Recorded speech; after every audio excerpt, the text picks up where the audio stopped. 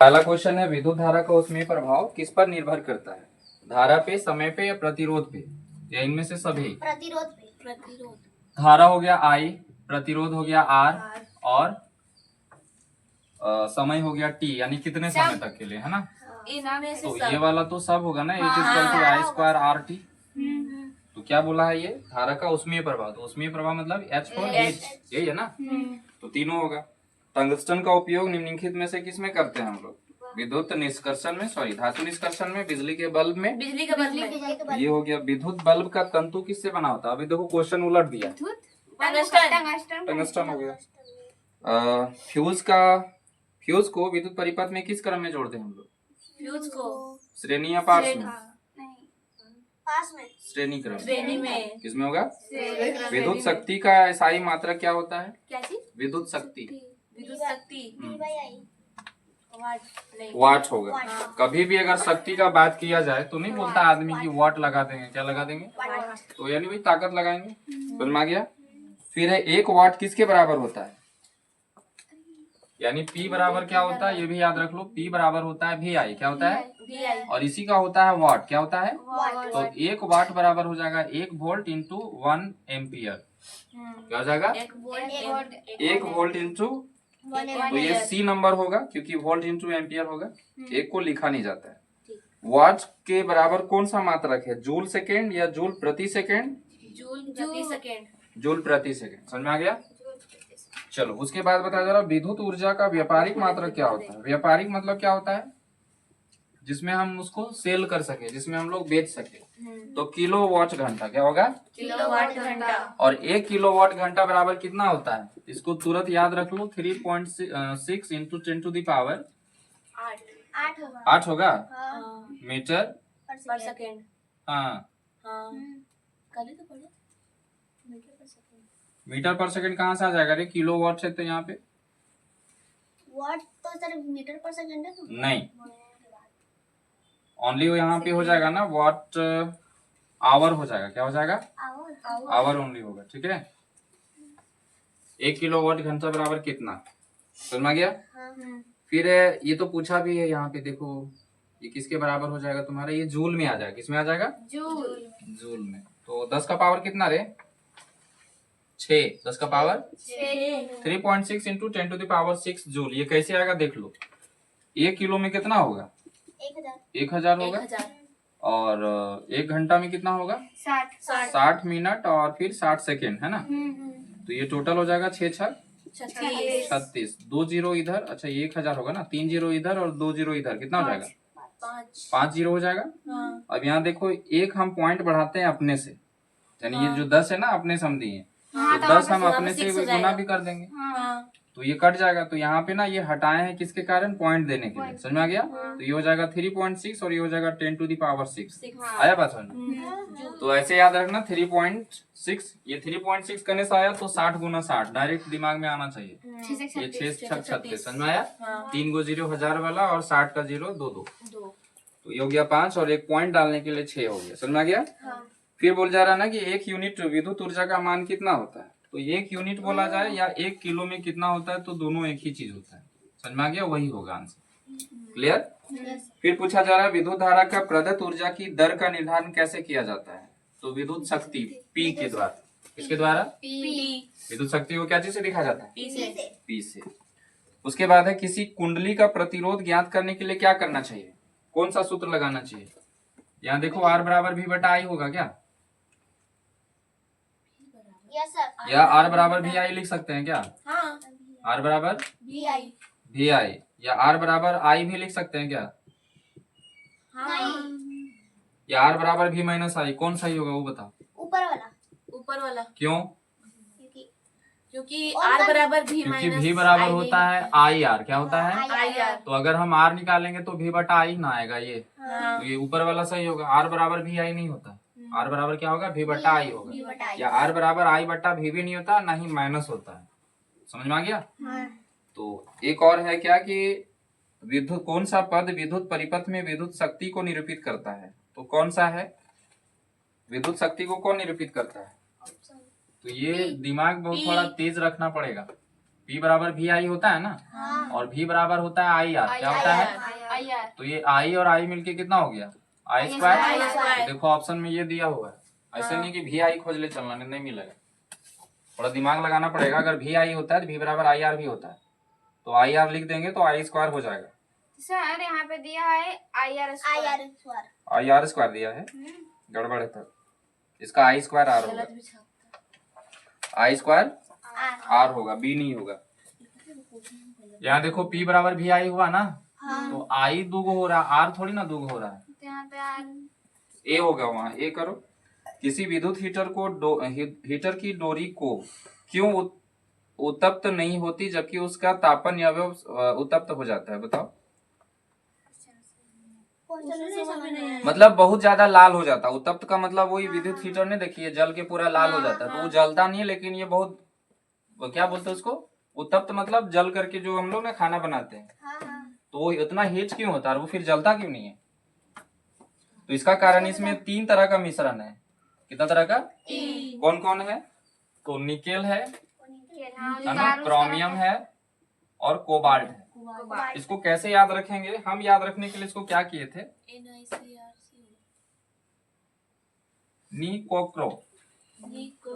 हाँ, क्रोक्रो नहीं, कोक्रो। हाँ, तो को से हो गया कोबाल्ट, क्रो से हो गया क्रोमियम और NI से हो गया निकेल। समझ में आ गया? शॉर्ट में ऐसे लिखना है। हाँ, ये इसका संकेत है रे, शॉर्ट में नहीं लिखना है।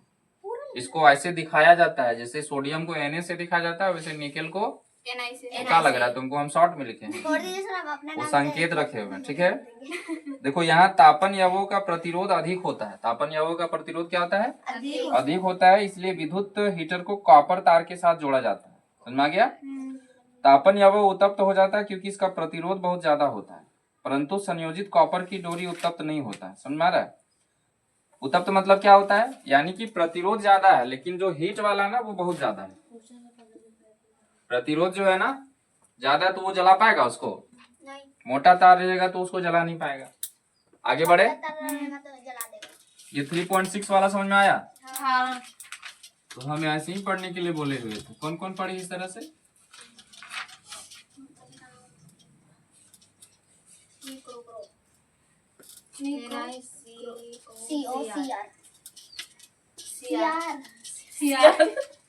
चला नहीं।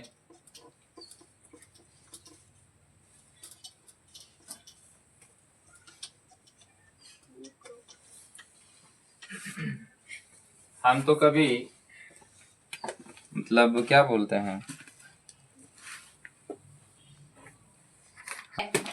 नेक्स्ट अभी प्रकाश वाला चैप्टर में देखो। तो प्रकाश की किरण किस में गमन करती है? सीधी रेखा, टेढ़ी रेखा या किसी भी दिशा में? सीधी रेखा में सीधी रेखा में गमन करती है। प्रकाश का चाल कौन बताएगी कितना होता है? प्रकाश का चाल 3.6 मल्टीप्लाई 10 का पावर 8। क्या उसका यूनिट बताओ ना, बताए तो सही है। बताए सही है ना सर? हाँ, याद नहीं 3 गुना 10 का पावर 8 मीटर पर सेकेंड। हाँ ये ठीक है।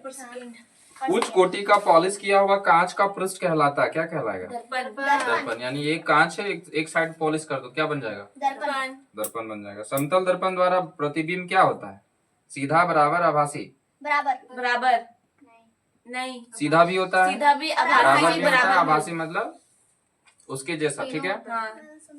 समतल दर्पण में प्रतिबिंब की प्रकृति क्या होती है? तो आभासी और सीधा, है ना। हम लोग किस में प्रयोग करते हैं समतल दर्पण का? चेहरा देखने में। चेहरा देखने के लिए। उसके बाद है एक समतल दर्पण में वक्रता त्रिज्या R क्या होती है? वक्रता त्रिज्या R आधा। F बराबर R/2 होता है। हाँ। तो यहाँ पे क्वेश्चन बोला जा रहा है R बराबर 2F या R बराबर इनफाइनाइट या R बराबर 0 या R बराबर F/2। F/2। तो यही गलती कर दी ना तुम लोग। R R बराबर R F/2 कैसे होगा? R equal to proportional. बहुत मारेंगे। R बराबर जो होगा ना वो 2F होगा। क्या होगा? कैसे होगा? तिरछा गुना करेंगे नहीं आएगा। R बराबर क्या आएगा? R बराबर इनफिनाइट। R बराबर इनफिनाइट गलत है। अगर F बराबर R/2 लिखा है ना, इसका डी भी आंसर सही है ना? कौन सा? डी नहीं सी। सर को देखो सही है बताए। इसका जो हम बोल रहे हैं आर बराबर ये होगा, सी। सी होगा। हाँ डी नहीं होगा? नहीं, आर बराबर एफ बाई टू कैसे होगा रे? एफ बराबर ना आर बाई टू होता है, तो आर निकालेंगे तो क्या आ जाएगा? ओ 2f आर हो निकालना जाएगा। है ना? आर बराबर क्या हो जाएगा? a/2। उसको खोल दो, वहां से भी आएगा लाइट। या ठीक है। ठीक। अब यहाँ देखो, एक लड़का समतल दर्पण से 100 सेंटीमीटर की दूरी पर लंबवत खड़ा है। कितना? 100 सेंटीमीटर। 100 सेंटीमीटर, यानी कि फोकस दूरी हो गया उसका, हाँ हाँ। है ना? तो लड़के और प्रतिबिंब के बीच की दूरी क्या होगा? यानी भी निकालना है। 200। 200 होगा। कितना हो जाएगा? 200। उसका दोगुना हो जाएगा। प्रकाश के परावर्तन के कितने नियम है? 2। 2 नियम। फिर परावर्तन के नियम लागू होते हैं किस पर? केवल उत्तल दर्पण में, या अवतल दर्पण में, या समतल दर्पण में? और एक और सब में। सब में होता है। यदि आपतन कोण का मान 60 डिग्री है तो परावर्तन कोण का मान कितना होगा? क्योंकि आपतन कोण और परावर्तन कोण क्या होता है? बराबर होता है। बराबर बराबर होता है। मुख्य अक्ष के समानांतर आने वाली किरणें दर्पण से परावर्तन के बाद जिस बिंदु पे कटती है उसको क्या कहते हैं? फोकस। यानी फोकस से होके जाती है। गोलीय दर्पण जो है मुख्यतः कितने प्रकार के होते हैं? गोलीय दर्पण 2 प्रकार के। कौन कौन? एक अवतल दर्पण, उत्तल दर्पण। ठीक है। गोलीय दर्पण की चौड़ाई को क्या कहते हैं हम लोग? चौड़ाई उसको बोलते सर द्वारक। द्वारक। हाँ हाँ। गोलीय दर्पण की चौड़ाई को हम लोग क्या कहते हैं? द्वारक। द्वारक। ठीक है, ये ए हो गया और ये एन हो गया। एन। समझ में आ गया? हाँ। अब यहाँ देखो, ये बोला जा रहा है कि गोलीय दर्पण की ज्यामितीय केंद्र को क्या कहते हैं? केंद्र को। यानी बीच में जो रहता है उसको इसको पोल बोलते हैं, यानी ध्रुव। हाँ। फिर ध्रुव और वक्रता केंद्र को मिलाने वाली रेखा को क्या कहते हैं? ये वाला रेखा को क्या कहते हैं? यहाँ सी हो गया, मुख्य। इसको मुख्य अक्ष बोलेंगे। समझ में आ गया? किसी गोलीय दर्पण की फोकस दूरी वक्रता त्रिज्या की क्या होती है? आधी होती ये सही बोली, क्योंकि यह बराबर क्या होता है? r/2, 2। तो आधा हुआ ना। हाँ। इसको ऐसे भी लिख सकती है 1/2 इंटू r, कोई गलत नहीं होगा, आधा होता है। ठीक है। फिर बोला जा रहा है अभिसारक दर्पण किसे कहते हैं? अभिसारक। तुम लोग को बताए थे अवतल दर्पण को अभिसारित दर्पण क्यों कहते हैं? तो अभिसारित बोलो या अभिसारक बोलो, दोनों एक ही चीज है। अभिसारित मतलब क्या होता है कि अवतल में जितना भी लाइट आएगा सब एक ही जगह कट के जाएगा। कहाँ से? फोकस में। तो ये एक ही जगह जो कटने का जो इसका गुण है, इसी को क्या कहते हैं हम लोग? अभिसारित। और अवतल उत्तल दर्पण में क्या होगा? अपसारित हो जाएगा, जिसको हम लोग बोलते हैं अपसारित। मतलब वहां से प्रकीर्णित हो जाएगा, वहां पे एक जगह पे नहीं रहेगा, अलग अलग जगह पे जाएगा। ठीक है। तो ये हो गया अभिसारित और अपसारित। अपसारित दर्पण किसको बोलेंगे? उत्तल दर्पण। समझ में आ गया? चलो अब आते थोड़ा इन लोग के नियम के बारे में। किसके बारे में? नियम। तो पहला चीज तो समझो कि परावर्तन कहते किसको। और क्वेश्चन है क्या? गोलीय दर्पण की वक्रता त्रिज्या 20 है तो फोकस दूरी क्या होगा? 10 होगा, 10 होगा। क्योंकि आधी होती है। उसके बाद है उस दर्पण की फोकस दूरी क्या होगा जिसका वक्रता त्रिज्या 32 है? तो उसका 16 हो जाएगा। हाँ। फिर है एफ का मान 12 है तो आर का मान? आर का मान 12 का आधा 12 का 6 दुगुना। दुगुना होगा। हाँ। आर का मान पूछा ना, 24। एफ का मान बोला 12 है ना, मीटर हो गया। तो आर बराबर 2f ना होता है, तो 24 ना होगा। यस। ठीक है। फिर बोला जा रहा है कि यदि एफ का मान 16 तो आर का मान 32, क्योंकि वक्रता त्रिज्या फोकस दूरी की क्या होती है? दुगुना। होता है। अब यहाँ लिखे भी तो है रे, वक्रता त्रिज्या फोकस दूरी की क्या होती है? दुगुना होती है। उत्तल दर्पण की फोकस दूरी क्या होती है? धनात्मक या ऋणात्मक? उत्तल दर्पण की धनात्मक। अवतल दर्पण का? ऋणात्मक। किसी दर्पण में आभासी फोकस क्या होता है? आभासी। कौन सा दर्पण का होता है? अवतल। उत्तल। उत्तल। उत्तल में हमेशा आभासी होगा, और अवतल में क्या होगा? वास्तविक और उल्टा। उत्तल में आभासी और सीधा, और अवतल में वास्तविक और उल्टा। अवतल दर्पण से परावर्तन के बाद किरणें कहाँ से होके गुजरती हैं? फोकस दूरी से। फोकस दूरी नहीं, मुख्य फोकस। फोकस दूरी अलग होता है, मुख्य फोकस अलग होता है। मुख्य फोकस। मुख्य फोकस बड़ा है और फोकस दूरी है, ठीक है, छोटा है। उसके बाद है अवतल दर्पण से, ये भी हो गया, के सामने किसी वस्तु को कहाँ रखा जाए जिससे उसके समान आकार का बने? सी पे। सी को हम लोग क्या बोलते हैं? वक्रता केंद्र। वक्रता केंद्र बोलते हैं। तो जहाँ सी पर रखेंगे तो सी पर ही बनेगा, हाँ। और जितना बड़ा लेंगे उतना उतना ही बड़ा बनेगा। चलो ठीक है, किसी वस्तु का अवतल दर्पण द्वारा वास्तविक और उल्टा समान आकार का प्रतिबिंब बने तो इसको कहाँ रखना पड़ेगा? सी पर ही रखना पड़ेगा। ठीक है, चलो थोड़ा और बढ़ जाते हैं।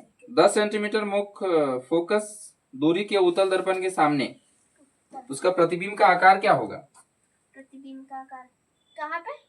10 सेंटीमीटर फोकस दूरी के उत्तल दर्पण के सामने एक वस्तु मुख्य अक्ष पर लंबवत रखा जाता है तो प्रतिबिंब का आकार क्या होगा? छोटा या 10 से कम या 10 से अधिक? 10 से कम होगा, क्योंकि उत्तल दर्पण का बात जब किया जाएगा ना तो कल क्वेश्चन किया था कि साइड मिरर के रूप में कौन सा दर्पण? उत्तल दर्पण। दर्पण। क्योंकि गाड़ी में हमको ना छोटा दिखना चाहिए, बड़ा बड़ा देखने से मतलब नहीं है ना। उसके बाद 30 सेंटीमीटर अगर रखा जाए तो क्या होगा उसका प्रतिबिंब की दूरी? 30 सेंटीमीटर। हाँ, मतलब कि 30 सेंटीमीटर क्या फोकस दूरी से बहुत दूर चला गया, इसका मतलब है कि वो अनंत पे बनेगा। कहाँ बनेगा? अनंत। हाँ। तो चलो एक थोड़ा और पूछ लेते हैं, दर्पण सूत्र का क्या होता है फॉर्मूला? दर्पण सूत्र का 1/f equal to 1/v plus 1/f you होता है। इसको हम बताए थे कि अगर आप लेते हो 1/v plus 1/u equal to 1/f तो कोई दिक्कत नहीं है। मैंने इधर ले उल्टा हाँ, इसको इधर भी कर दो कोई दिक्कत नहीं, क्योंकि प्लस में होता है दर्पण सूत्र। ठीक है, लेंस फॉर्मूला में अगर दिक्कत करते हो तो पहले भी लिखना पड़ेगा। किसको माइनस करना पड़ेगा? यू को माइनस करना पड़ेगा, भी को प्लस रखना होगा। और ये इसको उल्टा नहीं लिख सकते क्योंकि माइनस आ गया। ठीक है, समझ में आ गया? चलो अब थोड़ा जानते हैं कि अवतल दर्पण और उत्तल दर्पण में क्या अंतर हो सकता है। अवतल और उत्तल में क्या अंतर होता है? अवतल में 3 अंतर या 5 अंतर हमेशा याद रखा करो। अवतल में सीधा चाबी कहाँ रखी रे? कहाँ है? लगा लो उसको। चलो बोलो, अवतल और उत्तल में क्या अंतर है? अवतल दर्पण जो होता है वो धसा हुआ क्षेत्र किधर होता है? यानी अवतल दर्पण का जो परावर्तक सतह होता है वो धसा हुआ रहता है ना। और जो उत्तल दर्पण का परावर्तक सतह ये क्या रहता है? ऐसा थोड़ी बनता है। उठा हुआ। कैसा बनता है रे? सही तो है। अवतल है, उत्तल है। हाँ, उत्तल में उसे बनता है। वाला एक चिन्ह से इधर कर उत्तल है, उत्तल है। ये अवतल है और ये रहता है। समझ में आ गया? उत्तल। चलो इसमें अंतर बताओ, अवतल दर्पण में क्या अंतर है और उत्तल में? तो इसमें जो प्रतिबिंब बनता है वो क्या बनता है? वास्तविक और इसमें जो बनता है वो उल्टा सीधा और आभासी। आभासी। ठीक है, और इसमें क्या बनता है? बड़ा या छोटा बनता है? इसमें छोटा, इसमें बड़ा। तो आवर्धित बोलेंगे, बड़ा को क्या बोलेंगे? आवर्धित। आवर्धित। अब बोलो तो आवर्धन का फॉर्मूला क्या होता है? m equal to minus v by, बराबर माइनस बी बटा। ठीक है, ये हो गया। ये v और u के लिए हुआ। और अगर हाइट के लिए रहेगा तो h डैश बटा h। ठीक है, अभी h डैश क्या है? प्रतिबिंब की दूरी, हाइट ऊंचाई, और ये हो गया बीम का ऊंचाई। समझ में आ गया? चलो अब थोड़ा परावर्तन और उसका नियम समझते हैं और उसका अपवर्तन का भी समझते हैं। परावर्तन के बारे में बोलो तो। परावर्तन किसे कहते हैं? जो अपनी बोलो जल्दी स्थिति बताओ। को बदल दे, उसे परिवर्तन। देखो समझो, यहाँ परावर्तन एक प्रकाशीय घटना है। क्या बोलेंगे? प्रकाशीय घटना मतलब ये प्रकाश से रिलेटेड घटना है। बोला जाता है कि अगर आपतित किरण, आने वाली किरण को हम लोग क्या कहते हैं? आपतित किरण किसी परावर्तक सतह पे टकराकर उसी माध्यम से परावर्तित हो जाती है, यानी कि वापस लौट जाती है, तो इसको हम लोग क्या बोलते हैं? परिवर्तित किरण। इसको हम लोग बोलते हैं परावर्तन। क्या कहते हैं? परावर्तन। अब जो आ रहा है उसको बोलेंगे आपतित किरण। क्या बोलेंगे? आपतित किरण। आपतित किरण। अंग्रेजी में इसको बोलेंगे इंसिडेंट रेज। और ये होगा परावर्तित किरण। क्या हो जाएगा? परावर्तित किरण। परावर्तित किरण। समझ में आ गया? तो परावर्तन किसे बोलेंगे? जब कोई प्रकाश की किरण किसी परावर्तक सतह पे टकराती है तो ठीक उसी माध्यम से वापस पुनः लौट आती है ना। तो क्या बोलेंगे इसको? परावर्तन। परावर्तन के 2 नियम होते हैं। क्या होते हैं? दो नियम। आई और आर।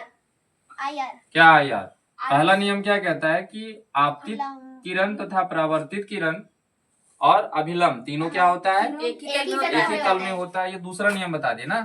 पहला नियम क्या कहता है कि आपतित किरण आई और परावर्तित किरण आर, दोनों आपस में बराबर होते हैं। जितना ये होगा उतना आर भी होगा। समझ में आ गया? तो ये क्वेश्चन किया था ना कि अगर आई 60 है तो आर कितना होगा?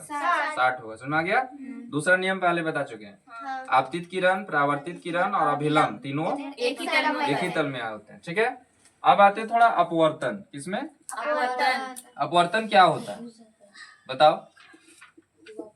अपवर्तन जो होता है कि इसमें कांच तो रहेगा या फिर पानी भी रहेगा, है ना? इसमें क्या होगा ये समझ लो पहले कि अगर कोई आपतित किरण किसी परावर्तक सतह पे टकरा करके, है ना, उस सतह से अपवर्तित हो जाती है। अपवर्तित मतलब अंदर चली जाती है ना, तो अपने पथ से विक्षेपित होती है। अपने पथ से क्या होती है? विक्षेपित होती है। मतलब इसको जाना था इधर, ये आ जाती है इधर, है ना, अब इधर से निकलेगा ये।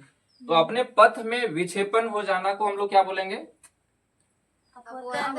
अपवर्तन। क्या बोलेंगे? अपवर्तन। यानी कि अपवर्तन क्या है? एक प्रकाशीय घटना है। जब कभी अपवर्तित मतलब आपतित किरण किसी परावर्तक सतह से अपवर्तित हो जाती है ना, तो अपवर्तित होने के बाद वो अपने पथ से विक्षेपित होती है। इसी परिघटना को क्या बोलेंगे? अपवर्तन। अब इसमें भी ना दो नियम है। कौन सा नियम है? दो नियम। इसमें पहला नियम को हम लोग क्या बोलेंगे? तो जो इसमें दूसरा बताए थे वही बता देना है। क्या बोलना है? आपतित किरण, अपवर्तित किरण तथा अभिलंब तीनों एक ही तल में होगा। ये हो गया पहला। और दूसरा क्या होता है? आपतन कोण की जया, आपतन कोण की जया तथा परावर्तन कोण की जया, दोनों आपस में बराबर होता है। और इसे कौन सा नियम कहते हैं? इसे अपवर्तन नहीं, स्नेल का नियम। समझ में आ गया? तो ये हम बता दिए, अब इसको भूलना नहीं। कौन कौन भूलेगी? नहीं सर, कुछ एग्जाम के बाद इतना अच्छा तरीका से बताते हैं। कौन आदमी है रे? कौन हमारे बारे में इतना बोलता है? केडी सर हाँ, रिकॉर्ड हो रहा है। बोल दीजिए। हम लोग का हम लोग सुना साथ में दाबी है। हाँ, अभी तो बोल रहे हैं, अपलोडेड कर रहे हैं। अगर किन्हीं को लग रहा है कि हम गलत बता रहे हैं तो बताइए कहाँ बता रहे हैं। ठीक है, नेक्स्ट जब आप लोग कल आओगे